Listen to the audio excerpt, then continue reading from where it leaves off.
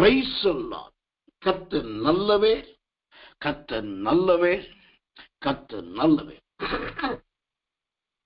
ஆண்டவருடைய நாமத்துக்கு மகிமை உண்டாவதாக. இந்த மாதத்துக்கென்று தேவனால் கொடுக்கப்பட்ட 2 காரியம் உண்டு. ஒன்று, நல்ல வாக்கு தத்தத்தை ஆண்டவர் கொடுத்திருக்கிறார். 2வது, நல்ல வேத பகுதியை ஆண்டவர் கொடுத்திருக்கிறார். நான் வாக்கு தத்தத்தை சொல்லுவதற்கு முன்பாக வேத பகுதியை சொல்லிவிடுகிறேன். 1 சாமுவேல் 12ஆம் அதிகாரத்தை இந்த மாதத்தின் வேத பகுதியாய் ஆண்டவர் கொடுத்திருக்கிறார். இருட்டோட ஜபத்திலே வசன ஜபம் நடத்துகிறவர்கள் இந்த மாதம் முழுவதுமே அந்த 1 சாமுவேல் 12ஆம் அதிகாரத்தை மட்டும்தான் தலையங்கமாய் கொள்ள வேண்டும். அதே போல இருட்டோட ஜபத்திலும் மற்ற கூட்டத்திலும் கூட வசன விளக்கம், வசன ஆராதனை அல்லது வசன வியாக்கியானம் கொடுக்கிறவர்களும் கூட அந்த 1 சாமுவேல் 12ஆம் அதிகாரத்தை மட்டும்தான் இந்த மாதம் முழுவதும் பயன்படுத்த வேண்டும். அதை தலையங்கமாய் கொண்டுதான் மற்ற காரியங்களை செய்ய வேண்டும்.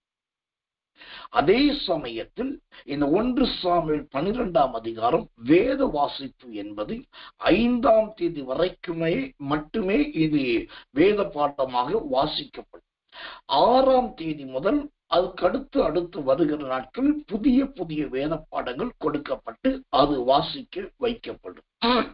இது எல்லாம் அனுதினம் செய்ய வேண்டிய ஆராதனை ஒழுங்கு முறைகள்.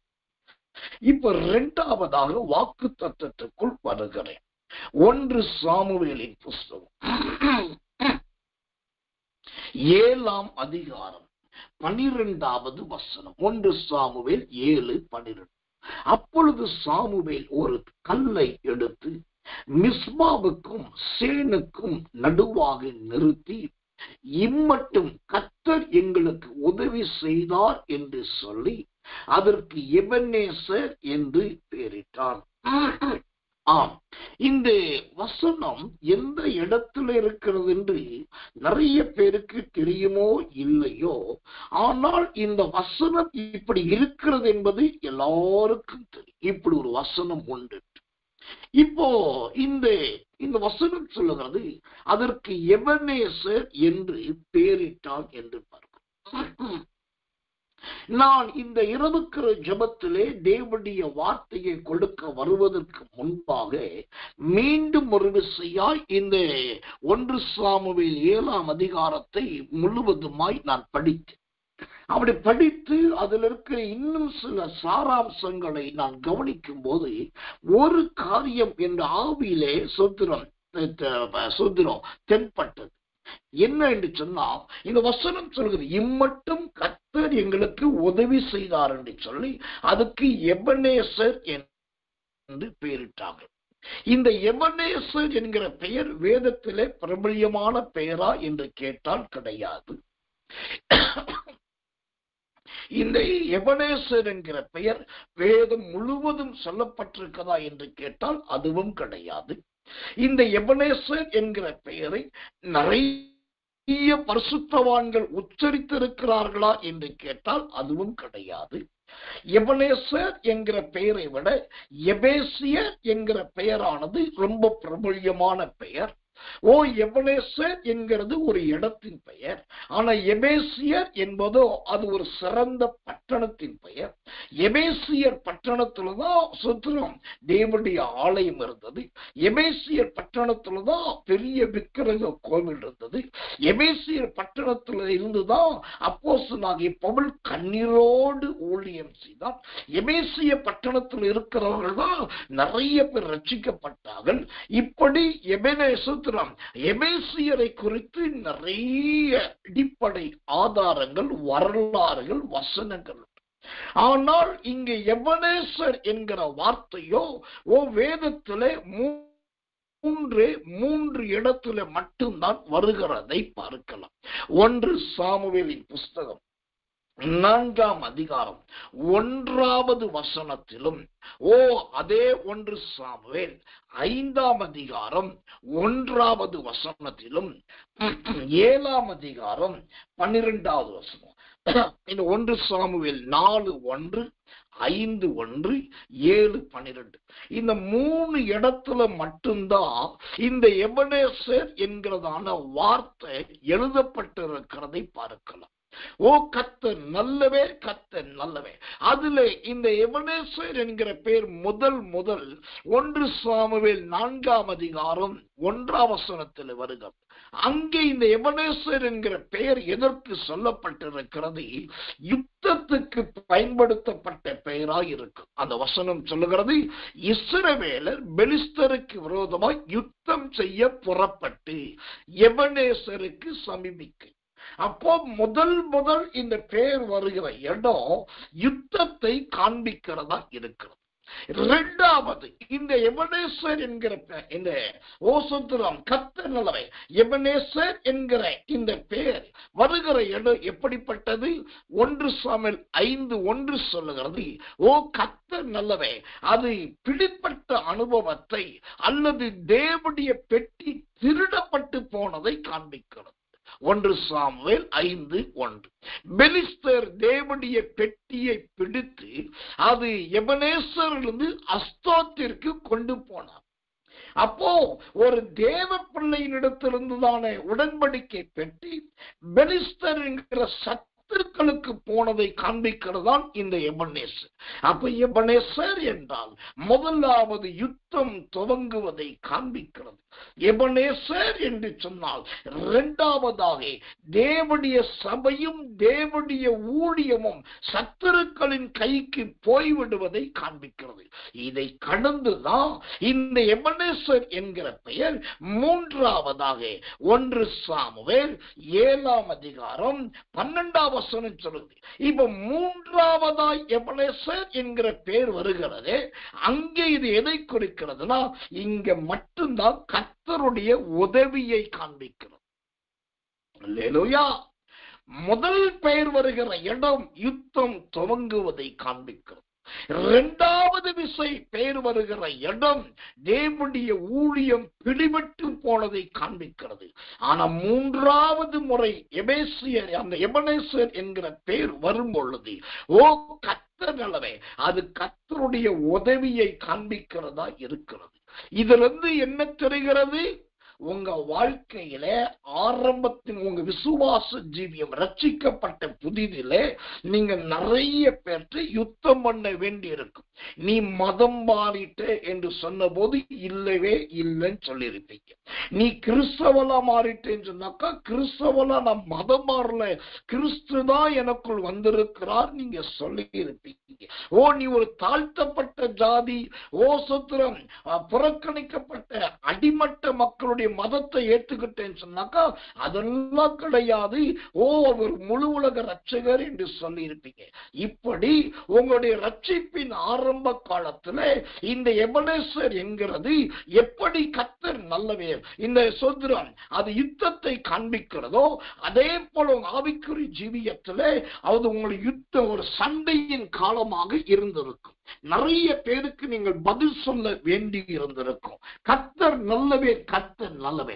இப்ப அந்த எபனேசர் என்கிற பெயர் இரண்டாவதாய் வரும்போது அங்கு கர்த்தருடைய பெட்டி பிடிபட்டு போனதை, ஓ தேவனுடைய அதிகாரங்கள் எடுக்கப்பட்டு போனதை, தேவனுடைய ஆலயத்தில் இருக்க வேண்டிய உடன்படிக்கை பெட்டி பெலிஸ்தருடைய வீட்டுக்கு போய்விட்டு, பெலிஸ்தருடைய வீடு, பெலிஸ்தர்கள் என்றால் சத்துருக்கள் என்று பெயர், பெலிஸ்தர்கள் என்றால் விரோதிகள் என்று பெயர், பெலிஸ்தர்கள் என்றால் திருடுகிறவர்கள் என்று பெயர்.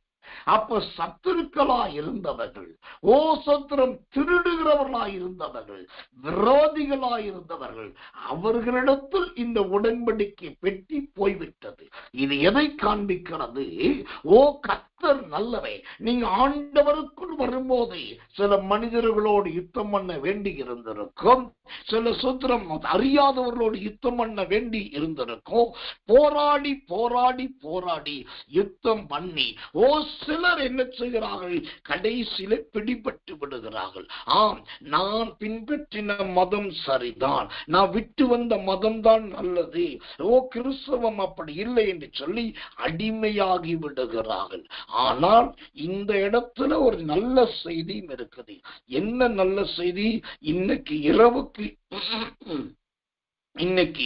இந்த இரவுக்கு ஜெபத்துக்கு வந்த நீங்கள் யாருமே பெலிஸ்தர்களிடத்தில் பிடிப்படாதவர்கள், பெலிஸ்தர்களுக்கு அடிமைப்படாதவர்கள், பெலிஸ்தர்களால் சிறைப்பிடிக்கப்பட்டு கொண்டு போகப்படாதவர்கள். அதனாலதான் உங்களால இந்த செய்தி கேட்க முடிகிறது. அதனாலதான் உங்களால இந்த கர்த்தர் நல்லவே தேவனுடைய வார்த்தையை கவனிக்க முடியுது. அப்படி பார்த்தால் கர்த்தர் நல்லவே, யார் உங்களை சிறைப்பிடிக்க பார்த்தார்களோ, அடிமைப்படுத்த பார்த்தார்களோ, அவர்களுக்கு முன்பாக உங்களை ஆண்டவர் விடுதலையோடு வைத்திருக்கிறார். கர்த்தர் நல்லவே. இப்ப இந்த 2 கட்டத்தை கடந்து, 2 நிலைமையை கடந்து 3வது ஒரு கட்டம் தான் உதவியின் எபனேசர். அந்த உதவியின் எபனேசர் வருவதற்கு முன்பாக இந்த 2ஆம் கட்டத்தை குறித்து இன்னும் சில விளக்கத்தை நான் சொல்லிவிட்டேன். அந்த 2ஆம் கட்டம் என்ன? தேவனுடைய உடன்படிக்கை பெட்டியை பெலிஸ்தர் பிடித்து கொண்டு போய்விட்டார். அப்போ இதுதான் இன்னைக்கு நிறைய பேர் வாழ்க்கையில, ஏன் குடும்ப வாழ்க்கையிலே வந்தது. எனக்கு மூத்த சகோதரன் ஒருவர் உண்டு. அவருக்கு பேர் பாபு ராவ். ஏற்கனவே ஒரு நாள் சொன்னதை போல எங்க பேரிலே ராஜ பரம்பரையா இருக்கிறதுனால எல்லா பேருக்கு பின்னாடி ராவ் என்றவர். அவருடைய சர்டிபிகேட் நேம் பாபு ராவ். அந்த பெயரில் தான் அறியப்பட்டிருந்தார். அவரு எப்படியோ ஆண்டவர் அவரை தொட்டார். இவரும் ஆண்டவருக்கு ஒப்பு கொடுத்தார். அப்புறம் மனம் திரும்பி ஞானஸ்தானம் எடுத்தார், கிறிஸ்துவுக்குள் வந்தார். நல்ல ஞானஸ்தானம் எடுத்து கிறிஸ்துவுக்குள் வரும்போது அவருக்கு பெயர் பிரதிஷ்டை பண்ணப்பட்டு சாலமோன் என்கிற பெயரும் வைக்கப்பட்டது. நல்ல கர்த்தருக்குள் முன்னேறி வந்தார். ஒரு கட்டம் வந்தது, அவர் வாலிபத்தின் பருவத்தை அடைந்து அதுல முதிர்ச்சி அடைய வேண்டிய சூழ்நிலை வரும்போது, என்னுடைய மூத்த சகோதரி, எல்லாருக்கும் மூத்தவள், பெரியவள், அவள் எங்க அண்ணனை கூப்பிட்டு, இந்த வயசுல இப்படி நீ மதம் மாறிட்ட, இந்த வயசுல நீ இப்படி தேவையில்லாத இடத்துக்கு போயிட்ட, இனி உனக்கு யாரு பொண்ணு கொடுப்பாங்க, நீ எப்படி கல்யாணம் பண்ணுவ, இல்லாட்டி நீ கல்யாணம் பண்ண, ஒருவேளை கல்யாணம் பண்ணாலும் அந்த குடும்பம் எப்படிப்பட்ட குடும்பமா இருக்குன்னு தெரியாது, தெரியாத இடத்துல கழுத்தை ஒட்டினாக்கா உரல்ல வச்சு உலக்கையில குத்துற மாதிரியே இடிச்சு குத்திடுவாங்க. அதனால நான் சொல்றது ஒண்ணு கேளு, நீ எப்படியே இருந்துக்க, ஆனா நம்ம ஜாதியில நம்ம மொழி மராட்டி பேசுற மொழியில நீ கல்யாணம் பண்ண சொல்லி அவனை பிரெயின் வாஷ் பண்ணி ஐ வாஷ் பண்ணேன். நன்றாய் சத்தியத்துல வளர்ந்தவன், நன்றாய் ஊழியத்துக்கு ஒப்பு கொடுத்தவன், நன்றாய் கர்த்தருக்குள் முன்னேறின. இப்போ மூத்த சகோதரியின் பேச்ச தட்ட முடியாம இந்த உடன்படிக்கை பெட்டி பிடிபட்டதை போல இவன் என்னோட மூத்த அக்காவுக்கு பிடிபட்டு விட்டான். நடந்தது என்ன? அக்கா சொன்னதை போலவே அவர்களாகவே பார்த்து ஒரு பெண் பார்த்து இவனுக்கு விவாகம் பண்ணி வைத்தார்கள். அது இந்து முறைப்படியே நடந்தது. அதுவரைக்கும் எல்லாம் சந்தோஷம்தான். திருமணமான ஒரு சில மாதங்கள் தான் இவன் வாழ்க்கையில மிகப்பெரிய புயல் வீச ஆரம்பித்தது. காற்று கொந்தளிப்பு, காற்றடிக்க ஆரம்பித்தது. சுத்திரம், ஒரே வறுமைக்கு மேல் வறுமை, ஒரே சுத்திரம், பொருளாதார நெருக்கடிக்கு மேல் நெருக்கடி. ஒரு நாள் திடீரென்று சொல்லி சுத்திரம், அவன் கும்பகோணத்தில் இருந்த வீட்டுக்கு நான் போயிருக்கிறேன். அந்த வீடானது ஒரு பெரிய வீடு, குடிக்குள்ள குடி. அந்த குடிக்குள்ள குடியில ஒரு 7-8 வீடு. போன உள்ள போக போக போக போக கடைசி 8வது வீட்டில இவன் இருக்கிறான். அப்போ ஒரு நாள் இவங்க அண்ணனும் அண்ணியும் வெளியே போயிட்டாங்க. அப்போ நான் பாக்குறேன் வீட்டுக்குள்ள ஒரே கரப்பான் பூச்சி. அப்ப அங்கிருந்து ஒரு பெட்டி எடுத்து பாக்குறேன். பெட்டி எடுத்துட்டு உள்ள எல்லாம் தட்டி கிளீன் பண்ணி வைக்கலாம் சொல்லி பெட்டி வெளியே கொண்டு வைக்கிறேன். பார்த்தா உள்ள கரப்பான் பூச்சி மட்டும் இல்லாம பள்ளியும் அரணைகளும் அங்கே இருக்கு. எனக்கு ரொம்ப துக்கமாய் போனது. நாம் ஆண்டோடைய பிள்ளையாய் இருக்கிறோம். நாம் உடுத்துகிற உடையும் நம் இருக்கிற இருப்பும் கர்த்தர் அப்படி வைத்திருக்கிறார். ஆனால் இவனுடைய வீடோ இப்படி இருக்கிறது என்று சொல்லி கடந்து போகட்டும். அதன் பின்பு பார்த்தால் அவனுடைய நிலைமை மிகப்பெரிய ஒரு அடிமைத்தனத்தில் போய்விட்டது. மீண்டும் ஆண்டவருக்குள் வர முடியவில்லை, மீண்டும் ஆலயத்துக்கு போக முடியவில்லை, மீண்டும் ஊழியத்தை செய்ய முடியவில்லை, மீண்டும் கிறிஸ்துவுக்காக ஜீவிக்க முடியவில்லை.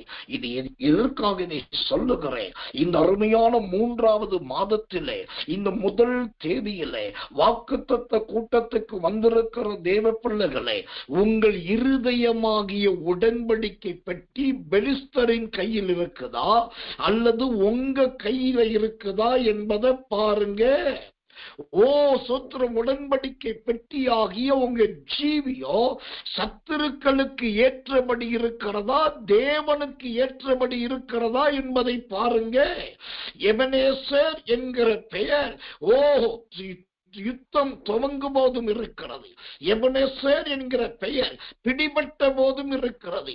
எபனேசர் என்கிற பெயர் கர்த்தர் உதவி செய்த போதும் இருக்கிறது. இன்றைக்கு நிறைய பேருடைய பெயர்கள் கிறிஸ்தவ பெயர்களாய் இருக்கிறது. நிறைய பேருடைய பெயர்கள் கிறிஸ்துவின் நாமத்தை சொல்லக்கூடியதா இருக்கிறது. ஆனால் அந்த பெயரின் அனுபவம் இருக்கிறதா, அந்த பெயரின் ஜீவியம் இருக்கிறதா என்றால் இல்லை. அடிமைப்பட்டிருக்கிறார்கள். கடனுக்கு அடிமை, வட்டிக்கு அடிமை, பொருளாதாரத்துக்கு அடிமை, பணத்துக்கு அடிமை, மதுபானத்துக்கு அடிமை, சிகரெட்டுக்கு அடிமை, காதலுக்கு அடிமை, ரகசிய தொடர்புக்கு அடிமை, ஏதோ பல காரியத்துல அடிமைப்பட்டு போயிருக்கிறார். ஆனா பேர் என்ன? எபனேசர். எபனேசர் என்கிற பெயரை வைத்துக் கொண்டு எத்தனையோ காரியத்திலே அடிமைப்பட்டு போயிருக்கிற தேவ பிள்ளையே, தேவனுடைய ஊழியக்காரனாகி நான் சொல்லுகிறேன், அந்த அடிமைத்தனத்தை உடைக்கிற மாதம் தான் இந்த 3வது மாதமாகிய மார்ச் மாதம். அந்த அடிமைத்தனத்திலிருந்து உங்களை மீட்கிற மாதம் தான் இந்த 3வது மாதமாகிய மார்ச் மாதம். உங்களுக்கு ஒரு விடுதலை வரும், உங்களுக்கு ஒரு விடுதலை கிடைக்கும். கர்த்தர் நல்லவர், கர்த்தர் நல்லவர், கர்த்தர் நல்லவர். எனக்குமான தேவ பிள்ளைகளே, இந்த அடிமைத்தனம் எந்த விதத்தில் உங்களுக்குள் இருக்கிறது? சிகரெட்டா, பீடியா? சில தண்ணி அடிக்க மாட்டார், சில பீடி குடிக்க மாட்டார். ஆனா வாயை திறந்தா 1 கொரிந்தியர் 14 அதிகாரத்துல இருக்கிற அந்நிய பாஷை விட நல்ல அந்நிய பாஷை பேசுவாங்க. அவங்க பேசுற பேச்ச பார்த்தா உலகத்தின் 246 நாட்டுடைய மொழியும் பேசுற மாதிரி இருக்கும். பயங்கரமா பேசுவோம். அவங்க என்ன பேசுறாங்கன்னு யாருக்கு காது கொடுத்து கேட்க முடியும். அதுக்கு ஒரு அடிமைத்தனம். ஆனா ஒன்று சொல்லுகிறேன், தேவ ஜனங்கள் இப்படிப்பட்ட எதற்கும் அடிமைப்பட்டவர்களாய் இல்லாமல் நாம் சுதந்திரம் உள்ளவர்களாய் இருக்க வேண்டும். உங்களுக்கு ஒரு ரகசியம் தெரியுமா? நீங்களும் சரி, நானும் சரி, நாம் பிறக்கும் போதே ஆண்டவரால் நமக்கு ஒரு பெயர் வைக்கப்பட்டது. அதாவது ரட்சிக்கப்பட்டு மனம் திரும்பின பெற்றோருக்கு பிறக்கிற பிள்ளைகளுக்கு பிறக்கும் போதே ஆண்டவர் பெயரை வச்சார். என்ன பெயர்? வேதம் சொல்லுது, பிள்ளைகள் கர்த்தரால் வரும் சுதந்திரம். நாம் பிறக்கும் போதே நமக்கு ஆண்டவர் சுதந்திரம் என்கிற பெயர் தான் கொடுத்திருக்கிறார். ஆனால் இன்றைக்கு நிறைய பேர் ஆண்டவருக்குள்ளும் சுதந்திரம் இல்லை, சத்தியத்திலும் சுதந்திரம் இல்லை, பரிசுத்த ஆவியிலும் சுதந்திரம் இல்லை, வேத வெளிச்சத்திலும் சுதந்திரம் இல்லை. அப்ப பிறக்கும் போதே ஆண்டவர் சுதந்திரம் என்கிற முத்திரையை தானே குத்தினார். ஏன் அந்த சுதந்திரத்தை இழந்தீர்கள்? எப்படி அந்த சுதந்திரம் பறிக்கப்பட்டது? தேவ ஊழியக்காரனாகி நான் கிருபையை முன்னிட்டு தைரியமாய் சொல்லுகிறேன், யார் உங்களை அடிமைப்படுத்தி இருந்தால் அல்லது நீங்கள் எதற்கு அடிமையாய் இருந்தாலும் அந்த அடிமையின் நுகத்தை ஆண்டவர் முழுவதுமாய் இன்றைக்கு முறிக்கிறார். நம்ம ஊழியத்துல அருமையான ஒரு சகோதரர், அருமையான ஒரு ஐயா இங்க வர்றார். அவர் பேரை சொல்ல நான் விரும்பல. நம்ம ஊழியத்திற்கு ஒரு சகோதரி சொல்லிதான் வீட்டில இந்த பிரேயர் அட்டெண்ட் பண்ண ஆரம்பிச்ச 1-2 வாரத்துல அவரால் இந்த செய்தியை கேட்க முடியல, இந்த சத்தியத்தை ஏற்றுக்கொள்ள முடியல. அப்புறம் ஒரு நாள் போன் பண்ணிச்சுன்னா, இனி நான் உங்க கூட்டத்துக்கு வரவே மாட்டேன் பாஸ்டர், வரமாட்டேன்னு சொல்றதுக்காக தான் போன் பண்ணேன். அப்புறம் கிட்ட ஏன் இப்படி சொல்றீங்க? அவர் சொன்னா, நீங்க பயங்கரமா பேசுறீங்க, அதெல்லாம் கேட்கறதுக்கு பயமா இருக்குது, இப்படிப்பட்ட வார்த்தையில நான் கேட்டதே இல்லை, அதனால இனி நான் கூட்டத்துக்கு வரவே மாட்டேன் அப்படின்னாரு. நான் எதுவுமே பதில் பேசாம ரொம்ப சாந்தமா ரொம்ப ஸ்மூத்தா சிரிச்சுக்கிட்டே சொன்னேன், நீங்க நேரா என்னை வந்து பார்க்கணும், என்கிட்ட ஜெபிக்கணும்லாம் நான் சொல்லல, இப்பயும் சொல்றேன், நீங்க மொபைல் ஆன் பண்ணிட்டு அமைதியா உட்கார்ந்துரும், சரியா உங்களுக்கு இத்தனை நாள் கொடுக்கிறேன், அந்த நாளுக்குள் மாற்றம் வருதா இல்லையா மட்டும் பாருங்க. அதன் பின்பு அப்படியே அமைதியானார். இந்த கூட்டத்தில் வரமாட்டேன் என்று சொன்னவர் தொடர்ந்து வர ஆரம்பித்தார். இப்ப நடக்கிறது என்ன தெரியுமா? அவர் வரும்போது அசுத்த ஆவி பிடித்த ஒரு மனிதராய் வந்தார். யாராவது ஜெபம் பண்ணும் போது, அதுவும் நான் இங்க தேவனுடைய செய்தி கொடுத்து அபிஷேகத்துல இங்க ஜெபம் பண்ணா, அவர் வீட்டுல இருந்துகிட்டு பயங்கரமா கத்துவாராம். காலையில 3:30 மணி இந்த அபிஷேகத்தை நடத்துற நேரத்துல பயங்கரமா கத்துவாராம். வீட்டுக்குள்ள இருக்கிற பெண் பிள்ளைகள் ஆம்பளைங்க எல்லாம் ஏஞ்சி வெளியே ஓடி போவார். அப்புறம் அந்த ஜெபம் முடியும் போதுதான் வெளியில போனவர்கள் உள்ளே வருவாங்களாம். இவர் உள்ள இருந்து கத்துக்கிட்டு உழண்டுகிட்டு இருப்பார். அப்படியே வாரங்கள் போக ஒரு நாள் நேரடியாய் பார்க்க வந்தார். பார்க்க வரும்போது பார்க்கிறேன், லுங்கி கட்டிக்கிட்டு, லுங்கிய நல்ல முழங்காலுக்கு மேல மடிச்சு கட்டிட்டு, ஒரு பழைய சட்டையை போட்டுக்கிட்டு, தலை மயிரானது மேலே சொது நிமிர்ந்து நிற்கிற வண்ணமாய் வந்தார். வந்து என் வீட்டில் உட்கார்ந்து இருக்கும் போது அவர் சரியா என் முகத்தை பார்க்க முடியல. ஆனாலும் அவர்கிட்ட அன்பா பேசி தண்ணியை ஜெபம் பண்ணி எண்ணெயை பூசி ஜெபம் பண்ணி அனுப்பிட்டேன். வாரங்கள் கடந்தது, ரொம்ப காலம் அல்ல, சில வாரங்கள் தான் கடந்தது. ஆண்டவர் அவருக்குள் ஒரு பெரிய மாற்றத்தை கொடுத்தார். காலாகாலமா இருந்த அந்த அசுத்தாவின் பிடியிலிருந்து ஒரு விடுதலையை கொடுத்தார். அப்புறம் அழகாய் போன் பண்ணி பேசும்போது, பாஸ்டர் சோத்திரம், இப்ப நான் நல்லா இருக்கிறேன்னு சொன்னா. அப்புறம் பேசும்போது கலகல கலகல கலகலன்னு சிரிக்க ஆரம்பிச்சான். அப்புறம் ஒரு நாள் பார்க்க வந்தா, குழந்தைக்கு அதாவது மூத்த மகளுடைய பிள்ளை வந்திருக்கு தெரிஞ்ச உடனே பிள்ளைய பார்க்க வந்தாக்கா, ஆள் தலை கீழாக மாறி நல்ல வஸ்திரம் உடுத்தி அருமையாய் தலை செய்வி அற்புதமான சிரித்த முகத்தோடு வந்தா. அவர் சொன்னாரு, பாஸ்டே, இத்தனை வருஷ காலம் ஆலயத்துக்கு போனதே நிப்பாட்டிட்டேன், போனா கேள்வி கேட்பாங்க அல்லது ஏதாவது சொல்லுவாங்க, கிண்டல் பண்ணுவாங்க. ஒரு காலத்துல அப்படி இருந்தேன், ஆனா இன்னைக்கு எனக்கு தலை நிமிர்ந்து ஊருக்குள்ள போக முடியல. அதனால நான் ஆலயத்துக்கோ வெளியில கடைக்கு கூட போகிறது இல்லை. ஆனா இப்போதான் ஆண்டவரனை மாற்றி இருக்கிறார். ஒரு நாள் தேவனுடைய செய்தியில ஆவியானவர் சொன்னார், நீங்க யாற்றையாவது வஞ்சித்து பணத்தை பெற்றிருந்தா, கடன் வாங்கி இருந்தா, அல்லது யாருக்காவது கொடுக்க வேண்டியது இருந்தா, யாரானாலும் உடனே போய் கொடுத்து விடுங்கள், ஆண்டவர் ஒரு மாற்றத்தை கொடுக்க போகிறார் என்று சொல்லி ஒரு தேவ செய்தி வந்திருக்கிறது. அதை கேட்டிருந்த அவர் 20 வருஷத்துக்கு முன்னாடி யார்கிட்ட 200 ரூபாய் வாங்கினாரோ, யார்கிட்ட 300 ரூபாய் வாங்கினாரோ, யார்கிட்ட 1000 ரூபாய் வாங்கினாரோ, அதை நினைவுபடுத்தி அந்த 20 வருஷத்துக்கு முன்னாடி வாங்கின 200 ரூபாயும் 300 ரூபாயும் அவங்க போன் நம்பரை கண்டுபிடிச்சு போன் பண்ணி மன்னிப்பு கேட்டு அவங்க பணத்தை கொண்டு போய் அவங்களுக்கே கொடுத்திருக்கிறார். அவங்களுக்கே பணத்தை கொடுத்துட்டு கண்ணுக்கு முன்னாடி கையெடுத்து மன்னிப்பு கேட்டுட்டு வந்தார். எல்லாம் நடந்தது. இப்போது அவருடைய சகோதரிமார்கள் ஊழியர் நம்முடைய கூட்டத்துக்குள் வர ஆரம்பிக்கிறார். அவருடைய சகோதரிமார்கள் முழுக்க முழுக்க முழுக்க முழுக்க முழுக்க இந்து மார்க்கத்தை அமைந்தவர்கள். அவர்கள் இப்ப ஜெபத்துக்கு வர ஆரம்பித்தார்கள். கடைசியா நம்முடைய கரங்கொடுக்கும் ஊழியத்துக்கு 17ஆம் தேதி வர வேண்டும் என்று சொல்லியிருந்தேன். காலங்காத்தாலேயே வந்துட்டாரு. வரும்போது பார்க்கிறேன், ஏறத்தாழ 60 வயதுடைய அவர் சரியா ஒரு 35 வயது வாலிபனை போல வந்தார். தலைக்கீழ் மாற்றம், உடலில் மாற்றம், ஆவியில மாற்றம், சரீரத்தில் மாற்றம், பேச்சில மாற்றம், எல்லாவற்றிலும் மாற்றம். ஏன் இதை சொல்லுகிறேன்? இன்றைக்கு நிறைய பேருடைய பெயர் எபனேசராக இருக்கிறது.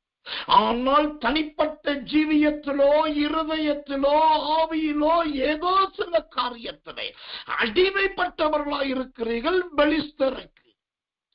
அப்படிப்பட்ட அடிமையின் ரூபமாய் இருக்கிற உங்களுக்கு இந்த 3வது மாதம் ஒரு விடுதலையின் மாதம் என்பதை மறந்து போகாதீர்கள். விடுதலையின் மாதம் என்பதை மறந்து போகாதீர்கள். தேவன் உங்கள் ஆவியை விடுவிப்பார். தேவன் உங்கள் ஆத்துமாவை விடுவிப்பார். தேவன் உங்கள் சரீரத்தை விடுவிப்பார். நீங்கள் மீண்டும் புது மனுஷனாக, புது மனுஷியாக மாறுவீர்கள். கர்த்தர் நல்லவே, கர்த்தர் நல்லவே, கர்த்தர் நல்லவே. இது இந்த மாதம் உங்களுக்குள் மாற்றத்தை கொண்டு வருகிற மாதம். இது நடக்கும், இது நிறைவேறும், இது சம்பவிக்கும். இந்த தேவனுடைய தீர்க்க தரிசன வார்த்தை மாறாது. எஸ்தர் 9ஆம் அதிகாரம் 1வது வசனம் சொல்லுகிறது, சத்துருக்கள் யூதர்களை மேற்கொள்ளலாம் என்று நினைத்திருந்த அந்த நாளில் தாமே யூதர்கள் சத்துருக்களை மேற்கொண்டார்கள். காரியம் மாறுதலாய் முடிந்தது. தீமையாய் முடிய வேண்டிய காரியம், ரத்தம் சிந்த வேண்டிய காரியம், கொலை நடக்க வேண்டிய காரியம் தீமையாகவும் நடக்கவில்லை, ரத்தம் சிந்தப்படவும் இல்லை, கொலையும் நடக்கவில்லை. யூதர்கள் அப்படியே ஆண்டவருக்குள் மாறினார்கள். சத்துருக்கள் அழிந்தார்கள். காரியம் மாறுதலாய் முடிந்தது. இது கர்த்தருடைய வார்த்தை. இது நடக்கும். ஒரு ஸ்திரியை ஆண்டவர் நடுவாக நிறுத்தி எல்லார் கையிலே கல்லிருக்கும் போது அவள் சாவதற்காக கொண்டு வரப்பட்டு துடிதுடித்து மறிக்க வேண்டிய அவளை ஒரே ஒரு வார்த்தையினால் அவளுடைய ஜீவியத்தின் சரித்திரத்தையே மாற்றி அமைத்தாரே. கையும் மெய்யுமாய் பிடிக்கப்பட்ட அந்த உபச்சார ஸ்திரியின் ஜீவியத்தை கடைசி நேரத்தில் ஒரு வார்த்தையினால் மாற்றினார். ஆண்டவே, எழுதி வைத்துக் கொள்ளுங்கள், அந்த கடைசி நேரம் என்கிற ஒன்று உண்டு, அது உங்களை மாற்றும். அப்போ ஒரே ஒரு வார்த்தை தான் வரும், ஒரே ஒரு வசனம் தான் வரும். அந்த ஒரு வசனம் முழுமையும் மாற்றிவிடும். இது கர்த்தருடைய வார்த்தை.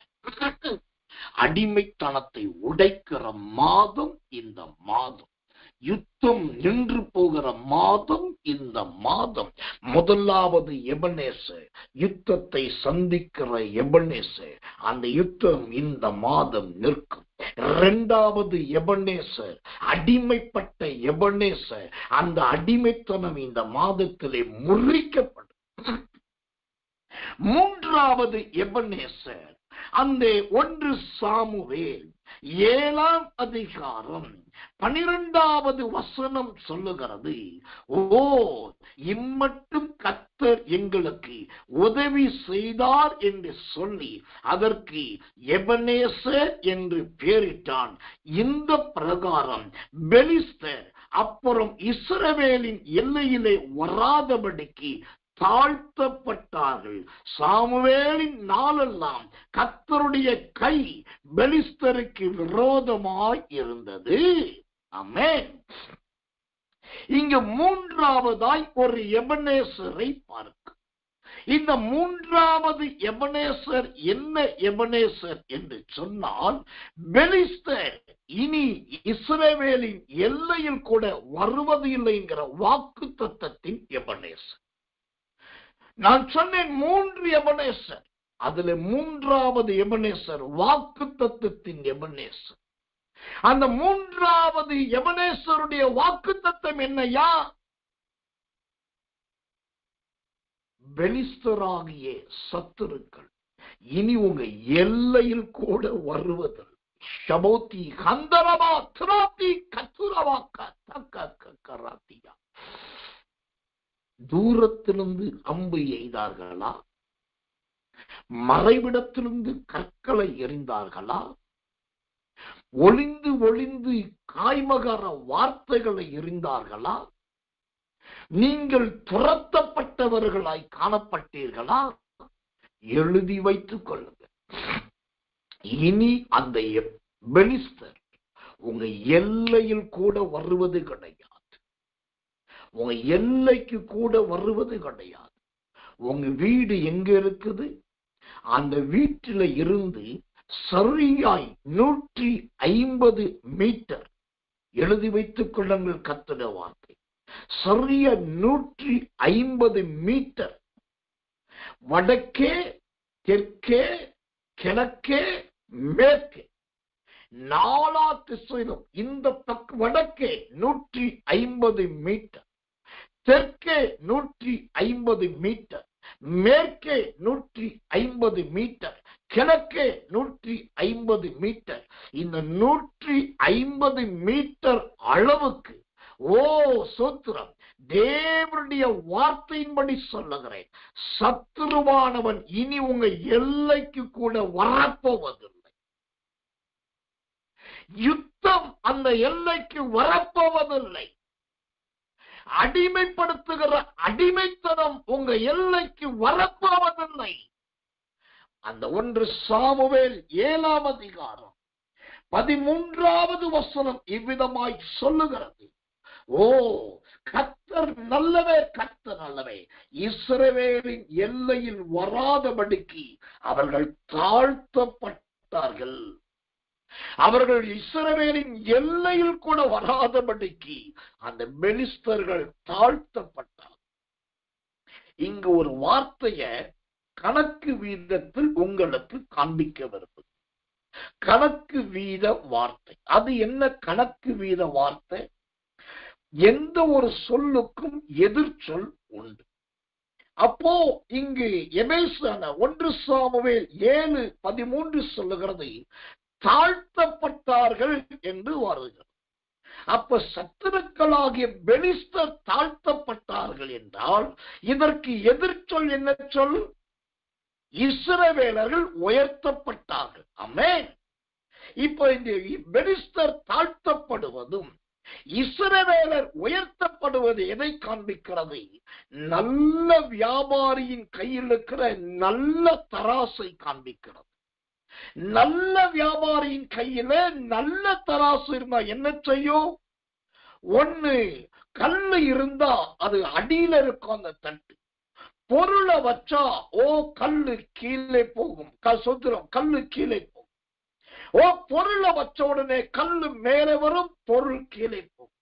எப்போதுமே நல்ல வியாபாரியின் கையில் இருக்கிறதானே நல்ல தராசு நல்ல பொருட்களை வைக்கும் போது அது ஒரு பக்கம் ஏறியும் மறுபக்கம் இறங்கியும் இருக்கும். அதுதான் வியாபாரத்தின் சூத்திரம். இதுதான் வியாபாரத்தின் உண்மைத்துவம். இல்ல பாஸ்டர், சரிசமமா நிக்குது பாஸ்டர், முள்ளு நேரா இருக்கு பாஸ்டர்னாக்கா கர்த்தர் எல்லா முள்ளும் எல்லா தராசும் நேரா இருக்காது. தேவன் ஒரு பிள்ளைக்கு கொடுக்கும் போதே எப்படி கொடுப்பார்? லூக்கா 6:38 சொல்லுகிறது, அமுக்கி குலுக்கி சரிந்து விழும்படி. அப்ப அமுக்கி குலுக்கி கர்த்தர் கொடுக்கிறார், நிரப்புகிறார் என்றால் உங்க தட்டு ஓ கர்த்தர் நல்லவே அது தாழ்த்தப்பட்டதா இருக்கும். கல்லு அந்த பக்கம் போயிடும், தட்டோ அருமையாய் நிற்கும். அப்போ இதுதான் இந்த வேதத்தின் மகத்துவம். இந்த 3வது எபனேசர் என்பது சத்துருக்கள் இனி உங்க எல்லையில் கூட வரமாட்டார்கள் என்கிற வாக்கு தத்தத்தின் எபனேசர். அந்த வாக்கு தத்தம் என்ன சொல்லுகிறது? பெலிஸ்தர்கள் தாழ்த்தப்பட்டு போவார்கள், கர்த்தருடைய பிள்ளைகள் உயர்த்தப்படுவார்கள். அதுதான் ஒரு காய்கறியையோ அல்லது அரிசியையோ பருப்பையோ பொருளையோ ஒரு பண்டத்தையோ ஏதோ ஒன்றை வைக்கும் போது அந்த கல் அப்படியே கீழே போகிறது, பொருளுள்ள தட்டு அப்படியே அப்படியே மேலே வருகிறது. எனக்கன்பானவர்களே, எழுதி வைத்துக் கொள்ளுங்கள். இந்த மாதம் 3வது கர்த்தருடைய கிரியை எப்படிப்பட்ட கிரியையா இருக்கும் என்று சொன்னால், சத்துருக்கள் தாழ்த்தப்பட்டு போவார்கள். அதே இடத்தில் இஸ்ரவேலராகி நீங்களோ 3வது எபனேசராய் உயர்த்தப்பட்டு போவீர்கள். கர்த்தருடைய நாமத்துக்கு மகிமையும் கிருபையும் தயவும் உண்டாவது. தேவனுடைய மகிமையும் கிருபையும் உண்டாவதா. கடைசியாய் இந்த எபனேசரை குறித்த ஒரு விளக்கத்தை ஆவியானுடைய கிருபையை முன்னிட்டு சொல்லி நான் முடிக்கிறேன். நான் சொன்னேன், இந்த எபனேசர் வேதத்திலே 3 எபனேசர்கள் உண்டு. 1 சாமுவேல் 4ஆம் அதிகாரம் 1ஆம் வசனம், 5ஆம் அதிகாரம் 1ஆம் வசனம், 7ஆம் அதிகாரம் 12ஆம் வசனம். இந்த 3 எபனேசர் எதை குறிக்கிறது? இயேசு கிறிஸ்துவின் ஜீவியத்தை குறிக்கிறது. இந்த எபனேசர் என்கிற நாமத்துக்கும் இயேசுவின் ஜீவியத்துக்கும் ஏக தொடர்பு. எப்படி? முதல் எபனேசர் யுத்தத்தை காண்பிக்க, அதே போலதான் ஆண்டவர் ஊழியத்துக்கு வந்த போது யுத்தம் ஆரம்பித்து விட்டது. அவர் உபவாசம் இருந்தார், அப்புறம் உபவாசம் இருந்து முடித்தார். முடித்த மாத்திரத்துல சாத்தான் வந்துட்டான். நீ கீழே குதி, சத்துரு கால்ல விழு, நீ அதை செய் இதை செய் என்று சொல்லி எடுத்த உடனேயே ஆண்டவருக்கும் சாத்தானுக்கும் இடையில ஒரு யுத்தம் துவங்கிவிட்டது. அதை முடித்து கீழே வெளியே வந்தார். அவருக்கு பயங்கர பசி உண்டாயிற்று. பசி முடிந்து கீழே வந்தார். வேத பண்டிதர்களும் வேத பாரகர்களும் நியாய சாஸ்திரிகளும் இவன் மதம் மாற்றம் பண்ணுகிறான் என்றும் ஜனங்களை குழப்புகிறான் என்றும் விரோதிகளாய் எழுப்பினார். அப்போ தேவனுடைய இயேசுவினுடைய ஆரம்ப ஊழிய ஜீவியமே ஒரு யுத்தம் நிறைந்தது. அதுதான் முதல் எபனேசர். சரி, 2வது எபனேசர் அடிமைப்பட்ட எபனேசர் அல்லவா? அது பிடிபட்ட எபனேசர் அல்லவா? அந்த அடிமைப்பட்ட பிடிபட்ட எபனேசர் எதை குறிக்கிறது? அதுதான் ஆண்டவராகிய இயேசு கிறிஸ்துவின் கொல்கதாவின் அனுபவம், கபால ஸ்தலத்தின் அனுபவம், சிலுவையின் அனுபவம். அவர் எவ்வளவுதான் யுத்தத்தில் ஜெயித்தாலும் ஒரு கட்டம் வரும்போது ரோம ராஜ்யத்தினாலும் யூத தலைவர்களாலும் அவர் பிடிக்கப்பட்டார், விலங்கிடப்பட்டார், கயிற்றினால் கட்டப்பட்டார், முதுகிலே அடிக்கப்பட்டார், மறுபேச்சு பேச விடாமல் தடுக்கப்பட்டார், அவருடைய நியாயத்தை சொல்ல முடியாமல் நிறுத்தப்பட்டார். பலவிதமான அனுபவங்கள் அவருக்கு வந்தது. கடைசியில் ஒரு அடிமையை போல வேதம் சொல்லுகிறபடி அடிமையின் ரூபம் எடுத்தார். இது 2வது எபனேசர். அவர் அடிமைப்பட்டு. சரி, 3வது எபனேசர் என்னது? 3வது எபனேசர் என்று சொன்னால் உதவியின் எபனேசர். 3வது எபனேசர் என்று சொன்னால் வாக்கு தத்தத்தின் நிறைவேறுதலின் எபனேசர்.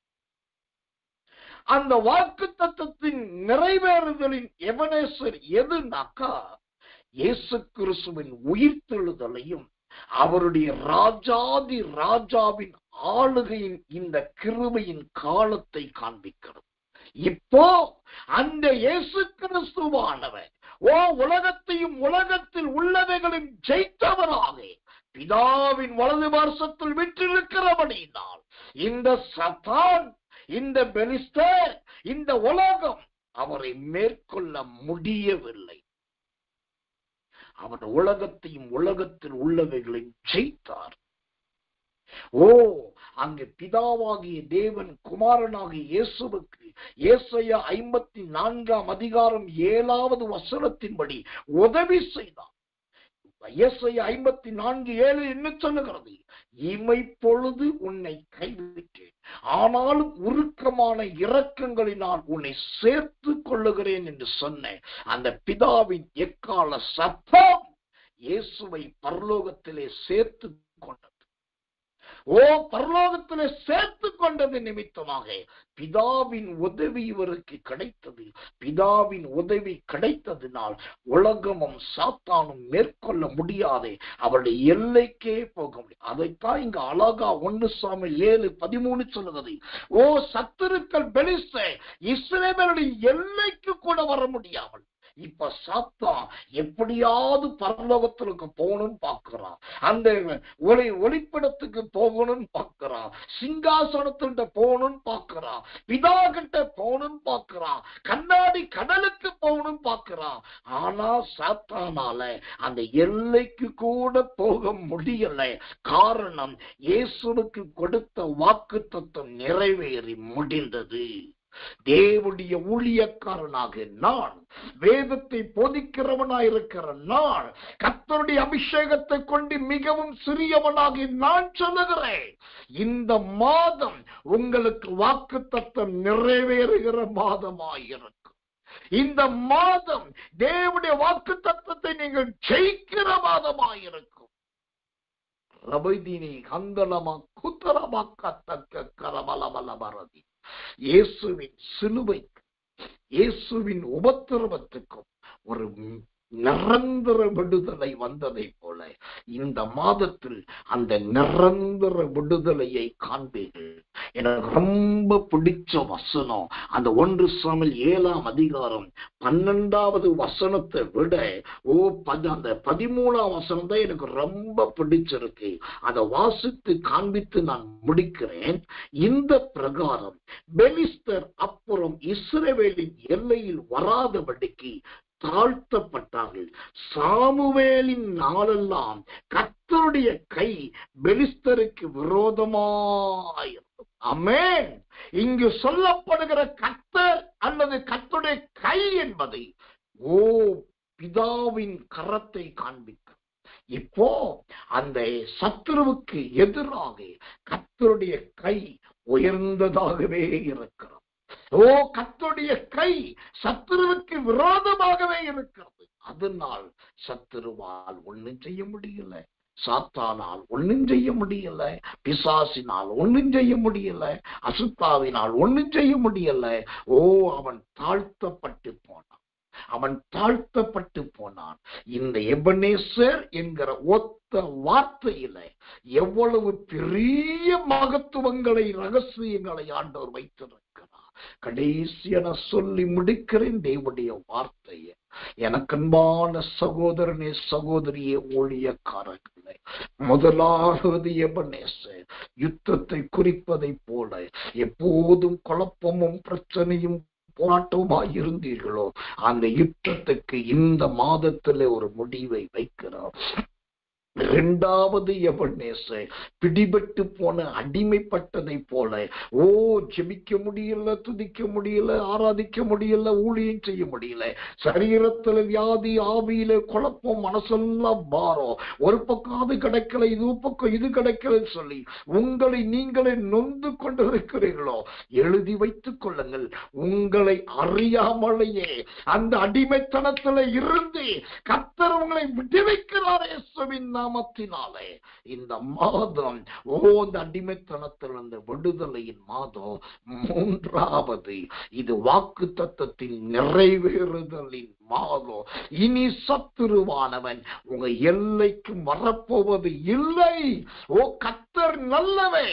சாமுவேலின் காலம் முழுவதும் கர்த்தருடைய கரம் பெலிஸ்தருக்கு விரோதமாய் இருந்ததை போல பிதாவாகிய தேவன் இந்த பூமியை வைத்திருக்கிற காலம் வரைக்கும் கர்த்தருடைய கரம் உங்க எதிரிக்கு விரோதமாகவே இருக்கும். தைரியம் கொள்ளுங்கள், திடகார்த்தம் கொள்ளுங்கள், கிறிஸ்துவுக்குள் பலன் கொள்ளுங்கள்.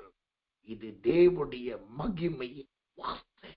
இந்த 3 எபனேசர் தேவனுடைய ரகசியங்கள் அடங்கிட்டு இயேசுவின் ஆரம்ப ஊழியம், இயேசுவின் பாடுகளின் ஊழியம், இயேசுவின் உயிர்த்தெழுதலின் ஊழியம். இப்போ இந்த வார்த்தையின்படி இந்த மாதம் முழுவதும் தேவன் நம்மை நடத்தும்படியாக ஒப்பு கொடுத்து எல்லாரும் கண்களை மூடி கர்த்தரை ஸ்தோத்திரம் பண்ணுவோம். இயேசுவின் நாமத்தினாலே எல்லாரும் கர்த்தரை ஸ்தோத்திரிப்போம். நாம் ஜெபிப்போம். அன்புள்ள நல்ல பரமபிதாவே, நல்ல அருமையான இந்த சாயங்காலம் கடந்த ராத்திரி வேளை, இந்த 3வது மாதத்தின் முதல் வாரம், முதல் தேதி, முதல் இரவிலே நீர் எங்களை ஒருமித்து உம்முடைய சமூகத்தில் வர செய்தீரே, ஸ்தோத்திரம். கொடுத்த நல்ல அறிவிப்புகளுக்காக ஸ்தோத்திரம்.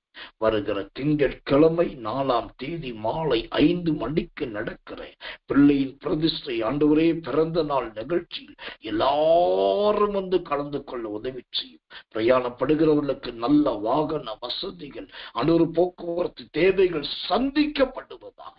அதே சமயத்தில் அந்த எபனேசர் 3 எபனேசர்கள் அல்லவா, யுத்தத்தை ஜெயிக்கிற ஒரு எபனேசர், அடிமைத்தனத்தை உடைக்கிற ஒரு எபனேசர், ஓ சூத்திரம், வாக்கு தத்தத்தை நிறைவேற பண்ணுகிற ஒரு எபனேசர், ஆண்டோடு இந்த வார்த்தை அப்படியே நம்முடைய பிள்ளைகளுக்கு பலிப்பதாக. 1 சாமுவேல் 7ஆம் அதிகாரம் 13வது வசனத்தை மீண்டும் சொல்லுகிறேன். பெலிஸ்தர்கள் இனி இவர்கள் எல்லைக்கு கூட வராமல் போவார்களாக. பெலிஸ்தர்கள் இவர்கள் எல்லைக்கு கூட வராதபடி 150 மீட்டர் அளவுக்கு கர்த்தருடைய இரட்சணியத்தின் பாதுகாப்பு இவர்களுடைய ஆலயங்களை, ஊழியங்களை, சபைகளை, வீடுகளை, இருப்பிடங்களை, வேலை ஸ்தலங்களை எல்லாவற்றையும் மூடி மறைக்க போகிறதற்காக நன்றி. ஆண்டவருடைய வசனம் அப்படியே நிறைவேறுவதாக. சாமுவேலின் காலமெல்லாம் பெலிஸ்தருக்கு கர்த்தருடைய கரம் பெலிஸ்தருக்கு விரோதமாய் இருந்ததை போல, இதோ பிதாவாகிய தேவனே, உம்முடைய காலத்திலே நீர் ஜீவனுள்ளவராய் இருக்கிற இந்த நாட்களிலே இதோ இந்த பெலிஸ்தருக்கு எதிராக உம்முடைய கை மாறுவதாக. உம்முடைய ஜனங்கள் தாழ்த்தப்பட்டதற்கு எதிராக இவர்கள் உயர்த்தப்படுவார்களாக. பெலிஸ்தர்கள் தாழ்த்தப்பட்டு போகட்டும், இஸ்ரவேலரோ உயர்த்தப்பட்டு போகட்டும். கர்த்தருடைய அபிஷேகிக்கப்பட்ட இந்த வார்த்தை அப்படியே நடப்பதாக, அப்படியே நிறைவேறுவதாக, அப்படியே சம்பவிப்பதாக. தாழ்த்தி